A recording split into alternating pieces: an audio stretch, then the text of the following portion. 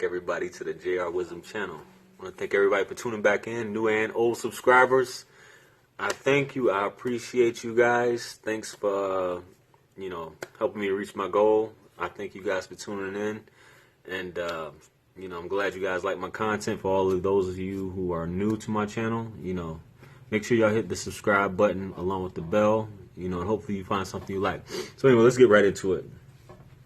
This evening, I'm going to be discussing Miss Mary J. Blige, Miss Brooklyn, as her alter ego rap name. And this is in reference to her divorce that she's going through with Kendu Isaacs, which is, hit the media and became public last year after she filed in like the summertime, July last year.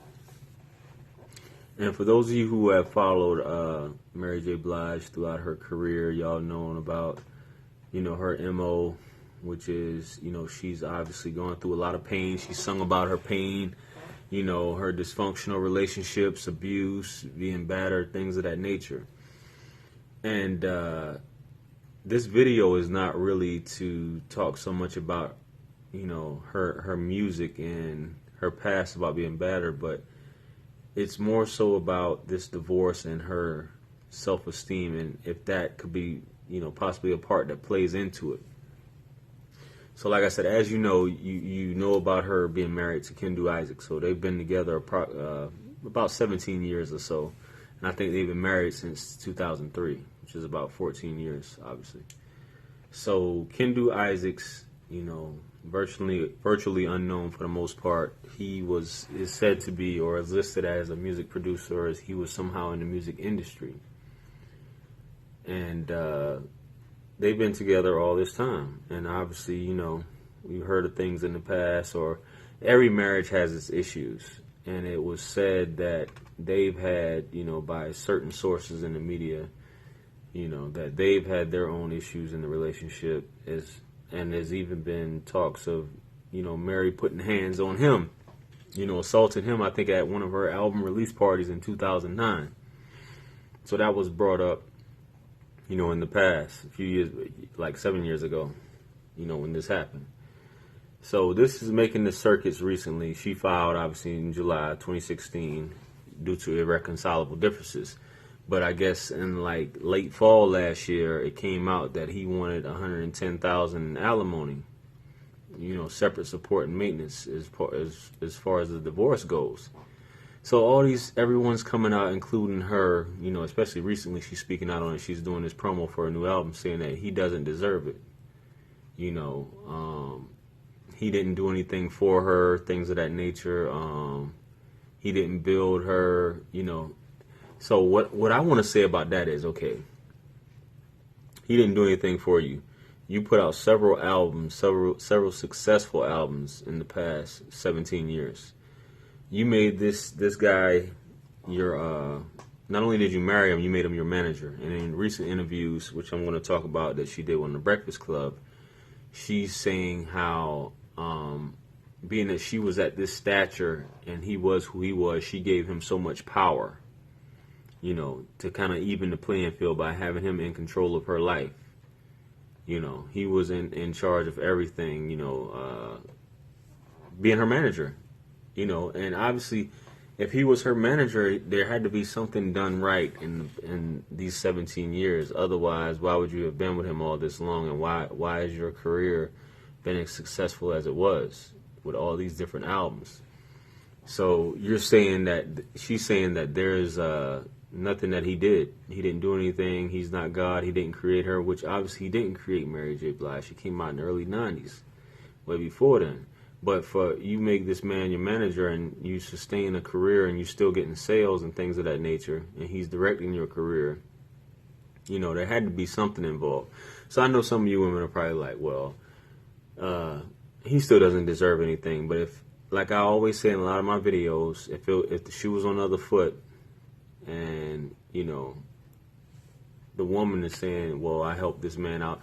And just another example, Waiting to Exhale, the song that Mary J. Blige had, that she did based upon that, lover, secretary, all this stuff, building up this man's career, kind of like Angela Bassett did with her husband in the movie.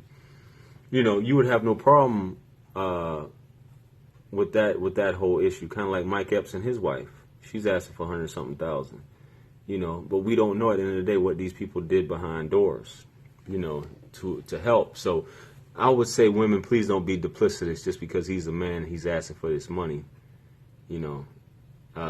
especially if he played some type of part in her career. Because as you know, Mary J, and I'm not taking anything from her, but in divorce, you obviously know it's going to get ugly. And with her saying, he doesn't deserve anything, what does he deserve then? Obviously, you feel, she was saying in her interview, she feels that she shouldn't have to they don't have any kids together, she shouldn't have to take care of his kids. She shouldn't have to take care of his family.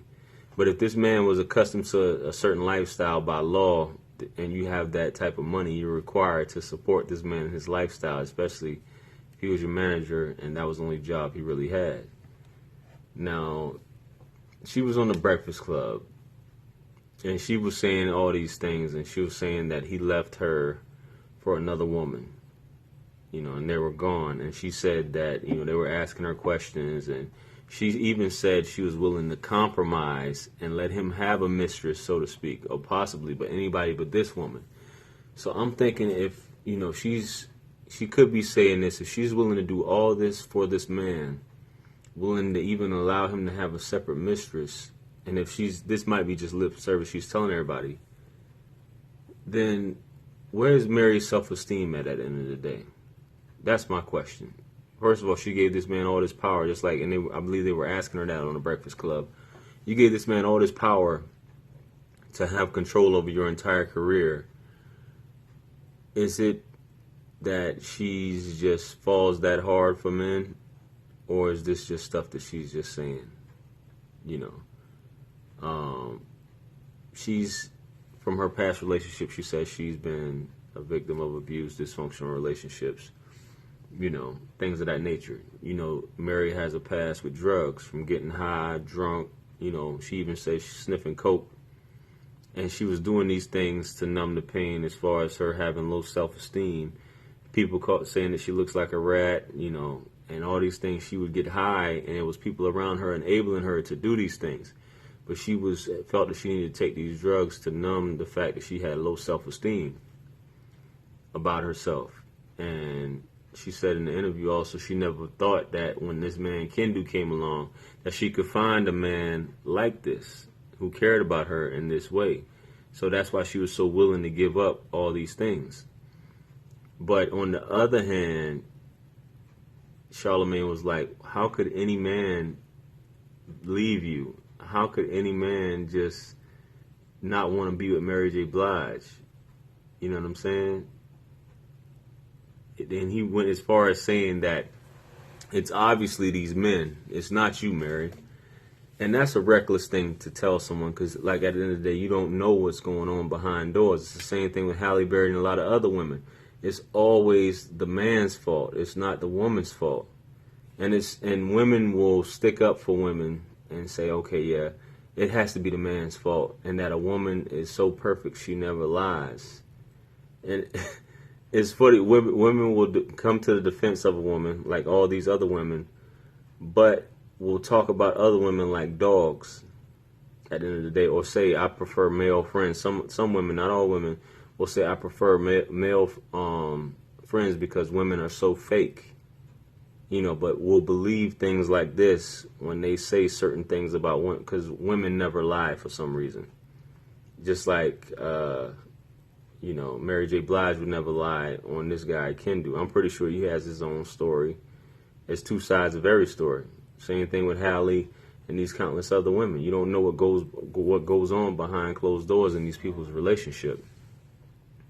Casey, I believe, all the relationships she said she's been in between, Case, Nas, Casey from Casey and JoJo. Casey said on an interview at the Breakfast Club, he was like, he had to cut it off with her because she was so controlling and jealous of him. And when he would go out and perform on stage, she would want to fight the girls in the crowd. He said this on the Breakfast Club interview, so he had to cut it off, and he was saying she was conducting herself in a certain way. So if Mary you know, if she's dysfunctional in her behavior, we don't know what goes on with her in these relationships. If her low self-esteem has a part to play in this, because she even brought up a fact with Kendu would say things about, okay, well, my ex-wife would do this, or I like this, or hey, why don't you do this with your hair? And she said she would just go along with what he was saying, according to her, or, even something down as simple as having a conversation. This is what me and my ex would talk about, and this is, how I like my women. And she said, okay, I need to conform to this, so I should be more like this, so I can get the same type of attention from you as my husband as these other women. So it seemed like, that and her past and dealing with men, she felt like the low self-esteem could possibly bring that to a point, even with other women, that a man will take control and just go overboard as far as feeling like he's basically telling you how to live your life, or telling you what to do, or taking advantage of you, especially for a woman with means and money and resources like Mary. So it's just something to think about. It's two sides. The main thing about this video that I'm making is basically her self-esteem, men being in control, or men treating her a certain type of way, or maybe she could just be an abuser as well. And there's two sides of every story. But her self-esteem, as far as allowing men to do these things, is a major part in her relationship, and why a lot of her relationships don't work the way it is. And some men will just capitalize off that and take advantage. I mean, Kendu's daughter even came out and said her father deserves everything that he's asking for, because he did contribute. It's just the way the universe works out, and the way this divorce court and family court works and things like that. That's just the way it goes. So just something to keep in mind. I find it an interesting thing. People get dogged out in interviews. Rarely are people accountable for their parts in a divorce or a breakup. Everyone puts their best foot forward. Rarely do people say, I was the one who messed up. Rarely. So I want to hear y'all thoughts on it. Let me know how y'all feel about the situation. How do y'all see it as far as her mentality with the whole situation, or from outside looking in? Don't forget to like the video. It's free. It doesn't cost you anything. Subscribe if you haven't. Hit the bell so you get all the notifications for all my videos. Check me out on social media, Instagram. I just started a new Facebook page. Go ahead and add me as a friend on there. I got my business page on Facebook as well. If y'all interested in that, so y'all can check out some things on there. But Facebook, JR, you can just type in JR Wisdom. The link is in the description for all of that. Also, I'm also accepting whatever donations. Feel free to throw a couple coins in the well of wisdom as well. I want to go live tonight. I'm going to be doing that a lot more often, like I said. And I communicate with a lot of y'all, or how O'Shea says, fellowship with a lot of y'all on here. I want to bring different people on here so we can discuss different topics, contemporary topics. Feel free to email me if you got any topics you'd like to discuss, or if you're interested in, hopping on, a live stream, a Google Hangout, feel free to holler at me. That's all I really got to say. Just remember, anything lost can be found again except for time wasted. And I will definitely catch you guys on the next video. Peace.